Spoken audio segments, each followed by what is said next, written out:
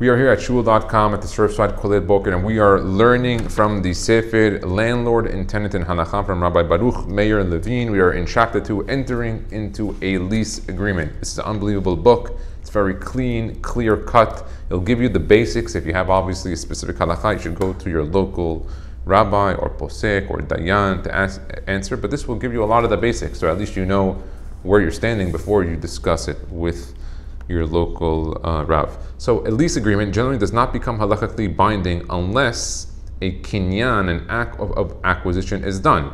So if a person signs a lease, in and of itself does not mean that he's binded by halacha. Therefore, if the tenant or landlord wishes to secure the agreement from a halacha standpoint, they should ensure that a proper Kinyan is done. What's a Kinyan? A Kinyan can be done in one of the following ways. Note, even when a Kinyan was not done, a party may incur financial liability for reneging on their agreement, as will be outlined in chapter 3. We'll see that it's going to come up. For the avoidance of doubt, the term lease agreement in this book does not necessarily refer to a written agreement, rather it refers to oral agreements as well, like we spoke about. Oral agreements may be fully binding, as will be explained in this chapter. Only when the term lease contract is used does it specifically refer to a written agreement. So that's its terminology in the book. Methods of performing a Kinyan. Signing a lease contract. Ideally, when a landlord and tenant come into agreement with one another regarding the lease of a property, they should sign a lease contract which clearly spells out the terms of the lease. Such a document can prevent future disagreements and misunderstandings. When properly drafted, the contract will also serve as a Kinyan, an act of acquisition, which for the most part will prevent both parties from reneging on the agreement. Now, paying the rent. Another example of a Kinyan would be the tenant paying the rent. Generally speaking, even paying part of the rent would be a Kinyan on the full term of the lease. And he brings down on all these terms many of the sources in the book, which you can go. He really goes into it thoroughly, but we're just giving the briefs on them. However, according to some poskim, a prepayment of the first month's rent, which is given for the purpose of providing security to the landlord and not for the purpose of actually compensating him for the rental, although these funds will end up being used for this purpose, would not constitute a Kinyan on the lease agreement if the payment was a security deposit.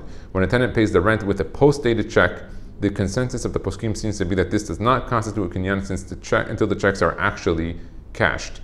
Nowadays, it is generally accepted practice to not finalize a lease agreement without signing a contract. Therefore, some poskim maintain that prepaying the rent would not constitute a Kinyan if the parties indeed intended to sign a contract at some later date. Accordingly, the Kinyan would only be affected with the signing of the contract. Providing a security deposit. Common practice is for a landlord to require a security deposit before committing to rent out an apartment. Although this payment is effective in guaranteeing the rent for the amount equal to the deposit, it is generally not considered a Kinyan on the full lease agreement. A security deposit differs from a payment of first or last month's rent, as it is not applied to any portion of the rent. Rather, it is for the landlord to hold until the tenant leaves the apartment to potentially be used to pay for any damages caused by the tenant, or for unpaid rent. On the other hand, the payment of the first month's rent is used just to secure the payment for that month and is therefore applied to the rent charge of that month.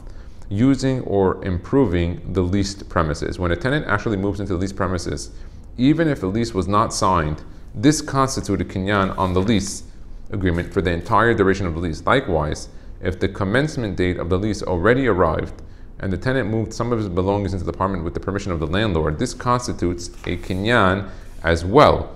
Similarly, if the tenant performed some work to the premises, such as changing the locks or installing shades with the permission of the landlord, this would also be a Kinyan. However, the mere fact that the commencement date of the lease arrived would not in itself constitute a Kinyan.